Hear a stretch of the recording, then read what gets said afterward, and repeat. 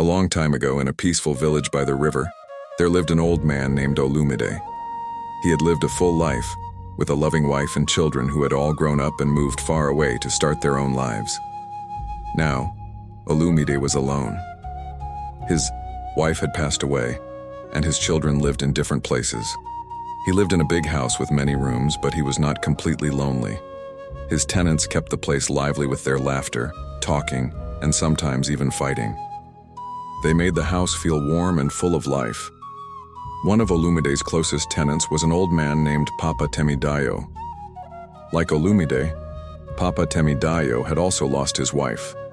But he was not alone because he had two daughters, Zuri and Ife. These girls were kind-hearted and always took care of their father. They would cook extra food and bring it to Olumide to make sure he had enough to eat. Even though Olumide had good tenants who cared for him, many people still thought he needed a wife. Whenever his children called, they would say, "Father, you are getting old. You need a wife to take care of you."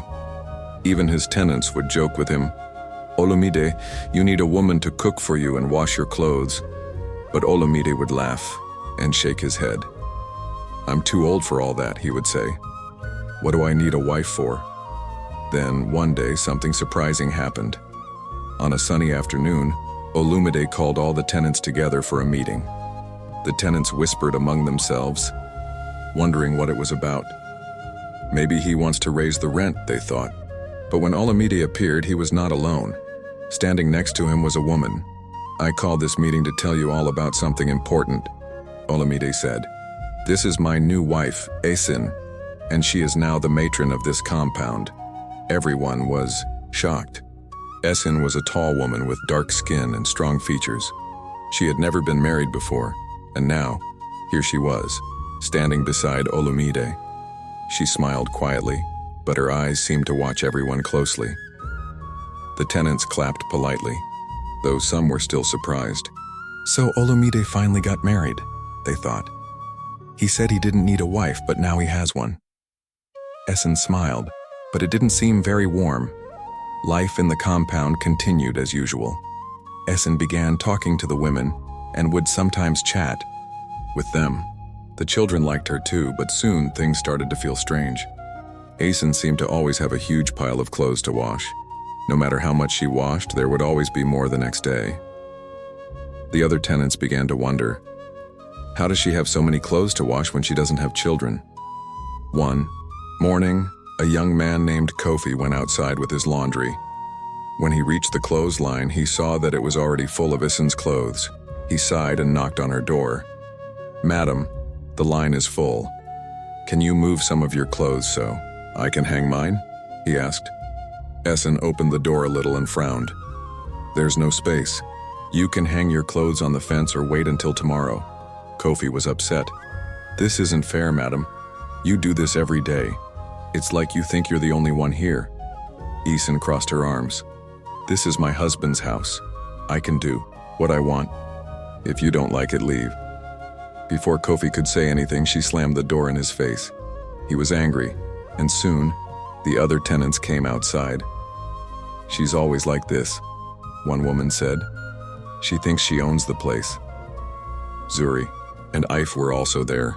Zuri stood with her hands on her hips and said, "If she tries that with me, I'll throw her clothes on the ground." Ife agreed. She shouldn't forget that we were here before her. The tension in the compound was rising.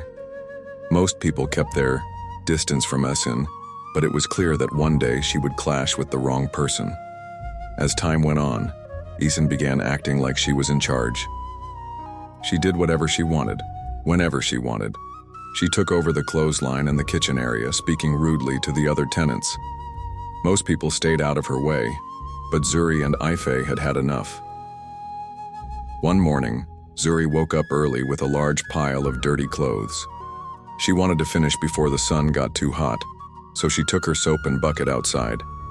But as she began to wash, Esin appeared with an even bigger load of clothes. Without saying anything, Esin walked straight to the clothesline and began hanging her clothes. Zuri looked up. "Excuse me, madam, I'm still washing. I need space to hang my clothes too." Esin ignored her and continued filling up the line with her clothes. Zuri frowned and said again, "Madam, I'm talking to you. Where will I hang my clothes?" But Esin didn't answer. She just walked away. Zuri was angry but said nothing. When she finished washing, she moved Esin's clothes to one side and hung her own clothes up. Then she went inside. When Esin came back and saw what Zuri had done, she screamed, "Who touched my clothes? Who moved them?" Just then, Eif came out to help Zuri bring in her clothes. Esin turned to Eif angry. "Did you touch my clothes?" Eif looked at her calmly and said, "Do I look like someone who washed clothes today? Don't take your anger out on me." Esin stormed off, furious. From that day, she saw Zuri and Eif as her enemies. She would make sure they paid for what they had done. Papa Temidayo's face tightened as he stood firm. "If you ever touch my daughters again, I will forget my age and teach you a lesson you won't forget," he warned. Olumide rubbed his forehead, clearly troubled. "Let's not make this worse than it already is. Esin, please, stay away from my tenants. I don't want any more trouble." Esin's heart burned with anger. She had hoped that Olumide would stand by her, but instead he was siding with them. She felt betrayed and humiliated. As she watched Papa Temidayo leave, her fists clenched, her teeth gritted. In her heart, she vowed, "They will all pay. Papa Temidayo will pay, Ife will pay, and even Olumide will pay." That night, as she lay in bed, her anger shifted into something darker. Her mind was consumed with one thought: revenge. The compound was quiet that Friday evening. The sun had just set, and the cool night breeze carried the scent of freshly cooked food. In one of the small kitchens used for communal cooking, Eif was making a pot of delicious vegetable soup. Her father and sister Zuri had gone to the market earlier. As Ife sang softly while stirring the pot, the delicious smell filled the air. It made her stomach rumble. When the soup was ready, she set a large bowl on the table. Papa Temidayo and Zuri came back and sat down to eat. "Ah, something smells nice." Papa Temidayo smiled. "Yes, Papa, it's your favorite soup," Ife replied, her eyes sparkling. They all washed their hands and began to eat. The soup was rich and flavorful. But after about 10 minutes, everything changed. Papa Temidayo suddenly stopped eating. His face twisted in pain. "Ah, my stomach," he groaned. Eif looked up in shock. "Papa, are you okay?" she asked. But before she could react, she too felt a sharp pain in her stomach. She dropped the cup she was holding, crying out in pain. "My stomach, it's burning." Papa Temidayo's face grew pale, and he began coughing violently. Blood came from his mouth. "Papa, what's happening?" Ife screamed, running to his side. But then she too started coughing, blood spilling from her lips. Suddenly, Ife felt a sharp pain in her own stomach. She fell to her knees, clutching her belly. She could feel something inside her moving.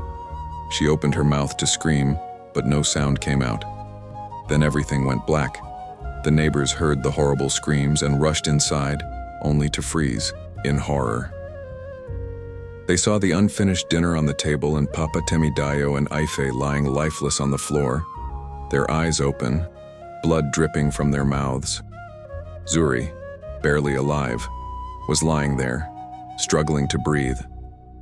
Panic spread as people shouted in confusion. What happened? Did they eat poison? Who did this? Some rushed out to find help, while others stared in disbelief. Olumide arrived, his face pale. He stepped into the room, his eyes widened in shock. "No, no, no," he cried. Without a word, he ran back to his house. Moments later, he returned with a small black substance wrapped in cloth. He knelt beside Zuri and forced the powder into her mouth. For a long moment, nothing happened. Then Zuri's body jerked. Her eyes flew open, and she began vomiting violently.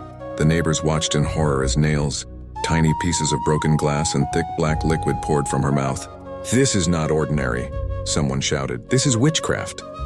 Before Zuri could finish vomiting, her body grew still. Her eyes rolled back, and she took one last breath. Then, she was gone. The compound fell silent. 3 lives had been lost just like that. Nobody knew who to blame, at least not yet. The next morning, the police arrived. They examined the food, the bodies, but found no clear evidence. Then, a woman from the market stepped forward. "I saw Esin near the kitchen yesterday evening," she said. She was acting suspicious, but I didn't think much of it. She must have poisoned the soup. Another tenant spoke up. "Yes, I saw her too. And later that evening, she packed a bag and said she was traveling. She hasn't come back since." Police immediately went to Olumide's house. "Where is your wife?" they asked. "I don't know," Olumide replied. "She left yesterday and hasn't returned." The officers looked at him with suspicion. "Your wife is the prime suspect," they said. "If we can't find her, we'll have to arrest you instead." Olumide's heart sank, but he stood his ground. "I don't know anything about this. If you think it's poison, find the evidence. You can't arrest me for witchcraft without proof." The police questioned him for hours, but Olumide refused to confess to something he didn't do. "If you want to arrest someone, go find Esin," he said. "Otherwise, release me. I have a funeral to arrange." In the end, the police had no choice. The food showed no signs of poison when tested in the lab, and there was no proof to charge Olumide. They had no choice but to let him go. When Olumide returned home, he called the tenants together. His face was full of sorrow. "I'm deeply sorry for what happened," he said, his voice shaking. "This is a tragedy, and we must all come together to give them a proper burial." The tenants nodded solemnly, and everyone contributed money to cover the funeral expenses. The bodies were taken to their village and a funeral was held. The compound fell into mourning, but Esin was never seen again. Some people said she had run away, never to return. Others whispered that she had met her end somewhere far away. One thing was certain, though. Olumide deeply regretted ever marrying her. As he stood at the graves of Papa Temidayo, Zuri, and Cha, he swore with every bone in his body that wherever Esin was, she would never escape the punishment for her evil deeds.